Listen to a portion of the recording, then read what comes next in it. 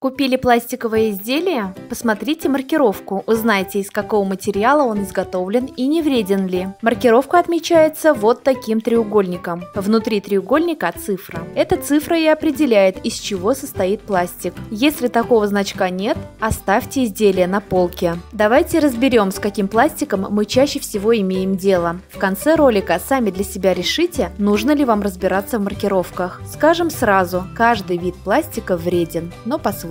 Итак, номер 1. ПЭТ – полиэтилен-фталат. В него упакованы вода, лимонад, соки, молоко, кефир, растительное масло, соусы. ПЭТ можно сдать на переработку. В Чебоксарах, микрорайоне Волжский 3, рекоператор запустил пилотный проект. Бутылки можно сложить в эти контейнеры. ПЭТ менее вреден, но до того момента, когда он начинает разлагаться и выделять газы. Поэтому его лучше перерабатывать, а не выкидывать в контейнеры для смешанных отходов. Номер 2. Полиэтилен высокой плотности. Из него делают шуршащие пакетики, одноразовую посуду, крышки для пластиковых бутылок, контейнеры для еды, флаконы для бытовой химии и так далее. На переработку принимается, но этот вид специалисты называют невидимым злом. Способен выделять формальдегид, бесцветный газ, негативно влияющий на органы дыхания, кожный покров и нервную систему. Следующая маркировка номер 3. Поливинилхлорид. Из него делают детские игрушки, пластиковые окна, натяжные потолки, детали для мебели, трубы, линолеум и искусственную кожу. На переработку не принимают. Может выделять бисфенол А, винилхлорид, фталаты и, возможно, кадмий. При сжигании выделяет диоксин, высокотоксичное вещество, негативно влияющее на репродуктивную и иммунную систему, вызывает гормональные нарушения и раковые заболевания. Номер 4. Полиэтилен низкой плотности. Это почти все пакеты, в том числе мусорные. Менее вреден, но при нагревании и в процессе разложения выделяет формальдегид.